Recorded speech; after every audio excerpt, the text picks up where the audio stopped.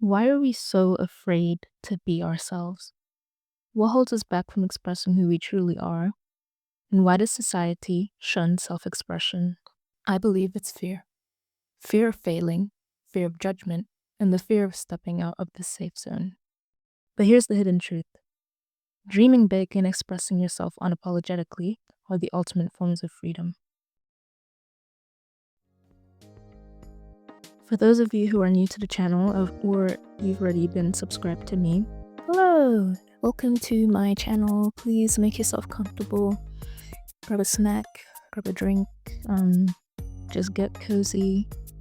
This style of making video essays is very new for me, but I'm really excited to try it out. This is my 𝔁𝓸𝔁𝓸 Kimora, who I vicariously live through, just like all my other sins. And today we'll be touching on the topic of wealth and creativity, and how creativity and self-expression are actually a gateway to wealth when we stop fighting the urge to be authentic.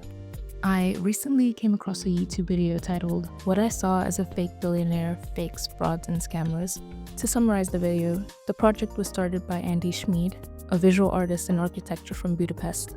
The concept of the project started when 𝔁𝓸𝓁 was in New York for an art residency program. During her time in New York, she went to the very top of the Empire State Building and noticed that there were other buildings around the area that met her eye level or were even taller than the building that she was in. Intrigued by this, she wanted to go up to these buildings and view the city from all those different perspectives. Before the project took off, she had created a fake persona called Gabriella to help her get into the role of being a billionaire, and she would go around and view these houses, and most of the housing agents she encountered believed her right away.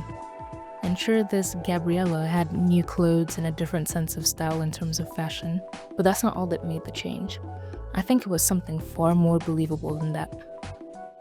Something that particularly stuck out to me the most was how 𝔁𝓸𝓁 stated that the more strange her persona, Gabriella, seemed or acted to the agents who planned to sell the houses, the more convincing it was that she was actually a billionaire, which essentially made her to be taken more seriously by the agents. Of course, this isn't the first time we've seen an art project of someone using a persona and faking to be an elite and being taken seriously happen, with another notable example being the fake socialite experiment that happened in Beijing. These two art projects showed something similar. Yes, they did pretend to be someone they're not. And while I have a lot to say about the effects of embodying the ideal version of yourself and the law of attraction, this isn't what this video is going to be focused on. Though, do let me know if you would like a video topic about that.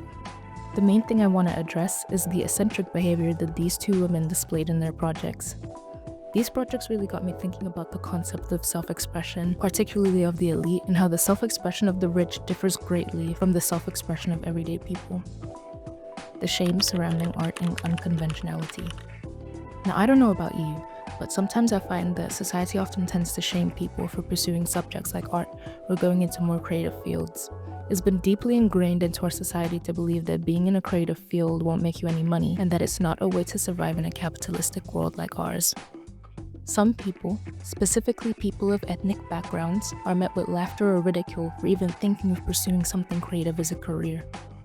Of course, there have been improvements surrounding the stigma of a starving artist, the main one being social media's positive impact on how people view art professionally. I recently read a report by 𝔁𝓸𝔁𝓸 called "The Impact of Using Social Media as an Artist," and I just think this is like the perfect in-depth guide for visual artists who are considering getting started on uploading their art online. I will say though that some of the information regarding various social media apps is a little bit old and a little outdated, but a lot of the advice is still generally useful. I'd recommend you have a read through, link in the description. A lot of the points in the report specifically aim at visual media artists, but I like to still think that some of the points can be applied to many different mediums of art as well. Starting with section 1, titled, "Why do artists use social media?" Gabriella writes, "Before the internet, artists would have studio visits from creators, gallerists, collectors, buyers, writers, and other artists who were interested in their work. This is how artists were able to get their artwork and their name out into the professional world. They used to also rely on visiting exhibition openings where a lot of creative people gathered. Through exhibitions and reviews of these shows, their artwork would be given cultural and financial value. They would then go on to show in other places around the country and even the world. This is how they would have a career. It always began in face-to-face social connections." She also goes on to further add, For a long time, social media has been seen as a very informal space and not somewhere to seek or offer work. But things have changed. Jobs are listed, open calls and competitions are shared. Artists are noticing a rise in how often curators and other professionals will reach out to them directly via social media, as opposed to getting in touch with them via email. The nature of the internet means connections can be made with other art professionals in an instant. Contact can be made from anybody, anywhere in the world, 24/7. Online, the door is always open. This means artists can build up a local and international audience from the comfort of their home by sharing their work online. And I most certainly agree. With social media here in this current age, it serves as an outlet for your creations. More importantly, it serves as a means of power to transform your life. We've seen many edits and aspirational posts and words across the internet. Social media can and has really transformed some people's lives for the better.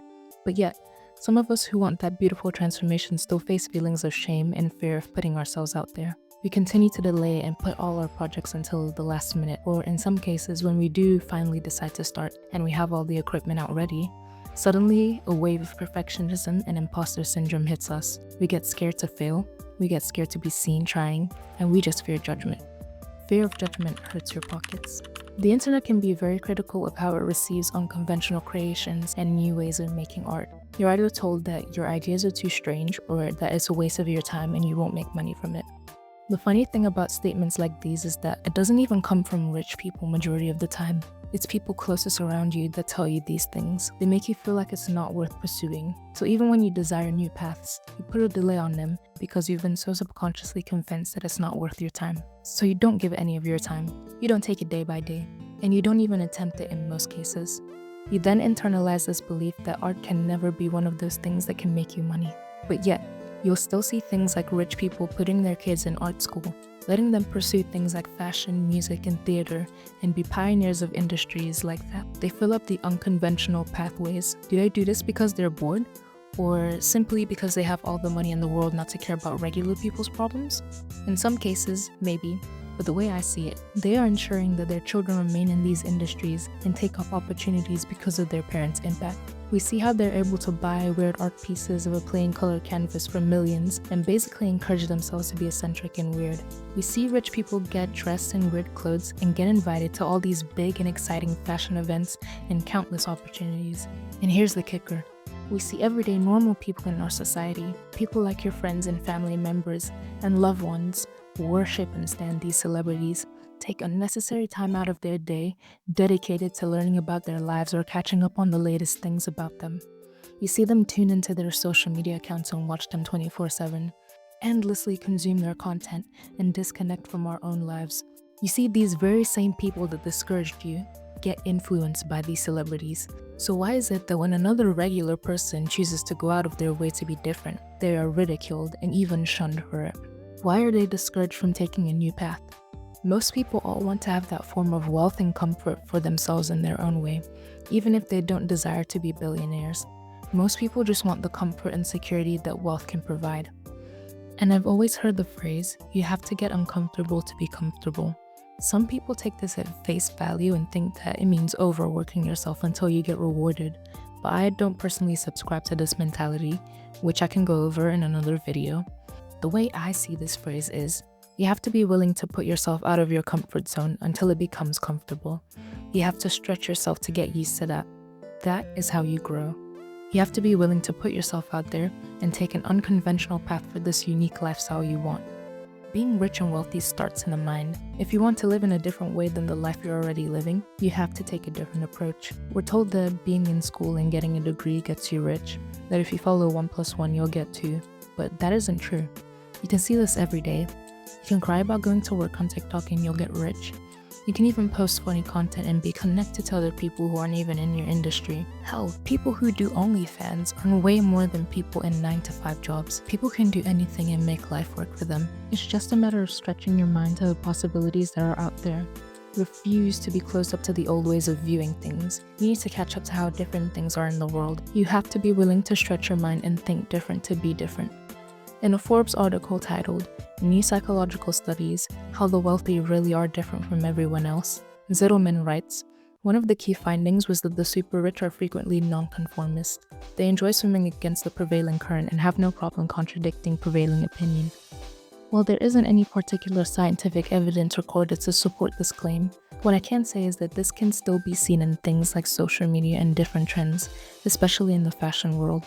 You see many fashion trend cycles come in and die out just as quickly thanks to the impact of social media and people experimenting with their style.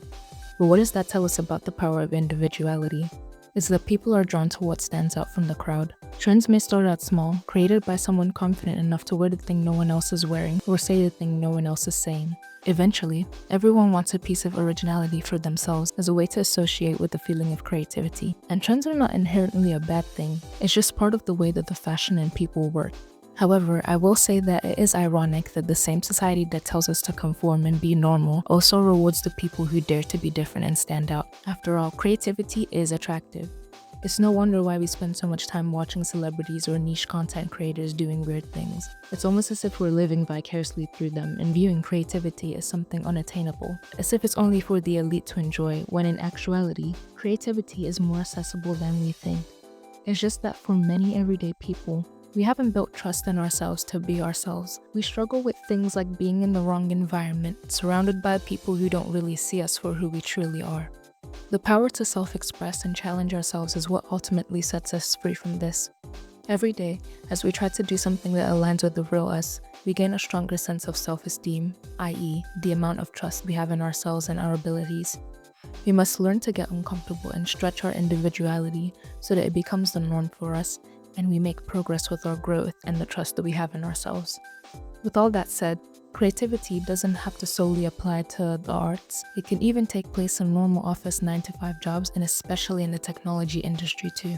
Creativity isn't just about crayons and colorings and visual media alone. Creativity is just how we recycle old ideas and present them in new and unconventional ways. So yes, even if careers in arts, fashion, and music aren't your thing, creativity should still be encouraged in your jobs and everyday life. That's how we stand out in the workplace, and that's how mere ideas lead to big businesses and streams of wealth. And although some industries financially benefit from this more than others, creativity should never be discouraged.